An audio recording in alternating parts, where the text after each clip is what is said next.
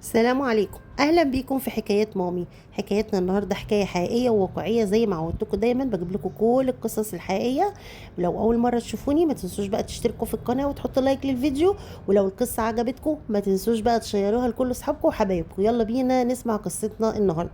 قصتنا النهارده او حكايتنا زي ما انا عودتكم بجيب لكم دايما حكايات من دول عربيه، بنكون طبعا حكايات دي حصلت حقيقيه وسمعناها وقرينا عنها في الجرايد. وطبعا دي حكاية قديمة فأكيد طبعا اتكتبت في الجرايد لأنها حصلت في السبعينات.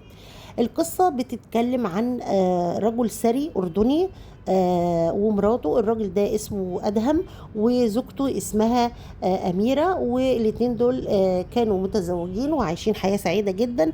الرجل رجل أعمال، أدهم يعني رجل أعمال كبير جدا في الأردن. ومراته اللي هي أميرة ديت كانت ست من بتدافع عن حقوق المرأة، يعني كانت في جمعية من جمعيات حقوق المرأة، وكانت دايما بتسافر علشان خاطر تحضر الندوات والاجتماعات اللي بتخص حقوق المرأة. فكانت دايما بتسيب البيت يعني فترات طويلة، فقررت ان هي يعني تدور على حد يمسك البيت او يشوف يدير يعني شؤون البيت اثناء ما هي بتكون مسافرة. في الوقت دوت كان في دولة لبنان كان في حرب اهلية، وكان معظم اللبنانيين يعني كانوا بيسافروا وبيسيبوا البلد طبعا بسبب الحرب. فكان من ضمن الناس اللي سافرت من لبنان على الأردن واحدة اسمها أحلام. الست دي كانت ست أرملة وما عندهاش ولاد، وسافرت من لبنان، راحت على الأردن علشان تعيش هناك أثناء الحرب أو هربا يعني من الحرب.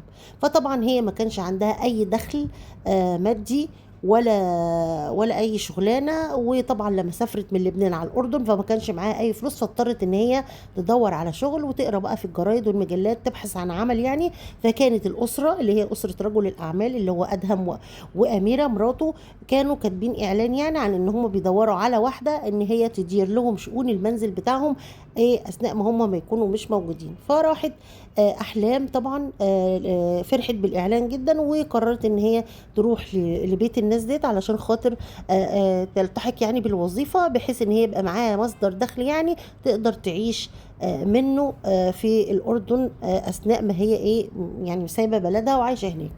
المهم راحت لهم وبدأت تتكلم مع أميرة اللي هي صاحبة البيت، وتبتدي تقول لها أميرة بقى بتسألها على كل الحاجات وسنها والكلام ده كله. فهي حكت لها كل حاجة وظروفها يعني، وإن هي جاية من لبنان هربانة من الحرب وكده. فأميرة عجبتها جدا أحلام وقررت إن هي تشغلها عندها في البيت. وكمان أميرة أحلام كمان فرحت جدا بالشغلانة واتبسطت بالموضوع. وطبعا بدأت تقول لها وتعرفها هتعمل إيه وأثناء سفرها وكده. وبدأت خلاص أميرة تبتدي تسافر تحضر الندوات اللي هي تخص حقوق المرأة وتسيب البيت. وكانت أثناء بقى ما كانت سايبة البيت قعدت مثلا لمدة شهر مثلا بتراقب الموضوع وتشوف أحلام هتعمل إيه وهي مش موجودة. فلقت إن هي مراعية البيت جدا جدا ومخلية بالها من كل حاجة، والبيت نظيف وكله ورود، ومخلية كمان بالها من زوجها ومن شغله ومن أكله ومن مواعيد شغله وكل حاجة. فكانت مبسوطة جدا. ومع الوقت بدأ زوجها بعد ما كان بيروح يستناها اللي هو أدهم اللي هو رجل الأعمال، بعد ما كان بيروح يستنى زوجته في المطار وهي راجعة يعني من السفريات بتاعتها، بدأ ما بقاش يروح يستقبلها. وبدأت هي ترجع على البيت تلاقي ان ايه زوجها قاعد والدنيا يعني تمام وكل حاجة، بس بدأت تلاحظ ان هو بدأ يتجاهلها ويهملها. فهي قالت خلاص طالما هو مرتاح يعني خلاص مفيش مشاكل. ومع الوقت بدأت ايه تحس ان زوجها بدأ يبعد عنها وما يستناهاش في المطار، وبدأ كمان ما يهتمش بيها اذا كانت بتسافر او بترجع او يهتم ان هي جاية امتى الكلام ده كله. فالمهم بدأ يقول لها يعني ان هي تسيب الشغل وكده وتبتدي. فهي ما وافقتش طبعا لان هي طبعا بتدافع عن حقوق المرأة، فهتسيب شغلها ازاي وتقعد في البيت. المهم بدأت تاخد بالها ان كمان احلام بتقعد في البيت بهدوم البيت اثناء ما يكون جوزها موجود. فبدأت تقول لها انت ازاي بتقعدي بهدوم البيت وزوجي موجود في البيت؟ مش فيه لبس يعني للشغل بتقعدي بيه لحد ما تخلصي يعني الشغل بتاعك. فالمهم جت في مرة من المرات سافرت سفرية يعني من السفريات بتاعتها، وطولت فيها، قعدت فيها لمدة شهر. ولما رجعت طبعا ما لقيتش طبعا جوزها كالعادة. بدأ طبعا يعني ينسى مواعيدها وما يستناش في المطار. فرجعت هي على البيت، لقت أحلام قاعدة بهدوم النوم، وزوجها قاعد هو كمان. والوضع كده ما عجبهاش، فبدأت تسأل فيه إيه انت قاعده كده ليه؟ دي هدوم النوم، ازاي تقعدي بيها قدام زوجي؟ المهم راحت احلام قالت لها انا ابقى مراته يعني. فطبعا الخبر نزل عليها كالصاعقه، وراحت قالت له الكلام ده حقيقي؟ قال لها ايوه انا اتجوزتها لان انت سايبه البيت ومش مهتميه بيا والكلام ده كله. فطبعا اميره ما بقتش عارفه تتصرف ازاي، قعدت تزعق وتقول له طلقها. قال لها لا مش هطلقها، ازاي اطلقها؟ المهم سابوها لوحدها. واحلام وادهم دخلوا وناموا يعني، وايه وما سالوش فيها، وهي طبعا من كتر الصدمه ما بقتش عارفه تتكلم وتتصرف وتعمل ايه. المهم زوجها كان نايم، وبعدين بص لقى الباب، باب البيت بتاعه بايه بيخبط جامد جامد كده، يعني بطريقه فظيعه وبشعه كده، طريقه تخبيط يعني مش عاديه.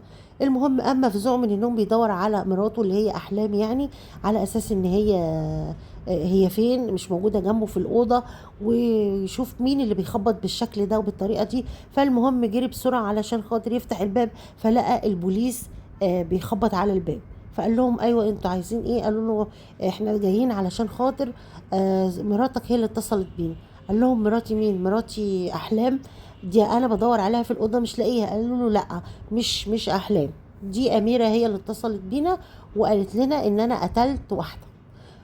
هو ما بقاش مصدق. المهم جريوا بسرعه دخلوا على الاوضه بتاعت اميره، لقوا اميره قاعده فوق السرير وماسكه السكينه، والسكينه غرقانه دم وهدومها غرقانه دم، واحلام مرميه في الارض وغرقانه في دمها. ايه اللي حصل؟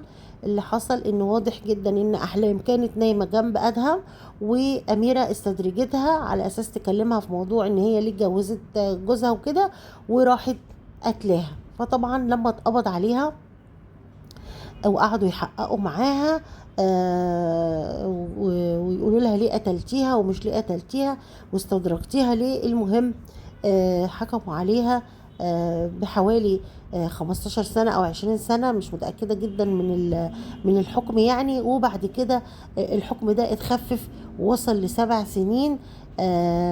وطبعا بعد كده قضت نص المدة وخرجت يعني، ورجعت لزوجها وراحت أحلام في طيس طبعا بسبب حقوق المرأة. ودي طبعا هم راعوا في الحكم الصدمة النفسية اللي هي حصلت لها، ان هي لما رجعت لقت جوزها اتجوز عليها، وحاجات تانية طبعا قانونية اكيد عملوها في عين الاعتبار. وعشان كده الحكم اتحكم عليها ب15 سنة، وبعد كده نزلوا 7 سنين، وقضت نص المدة وخرجت وكملت حياتها مع زوجها.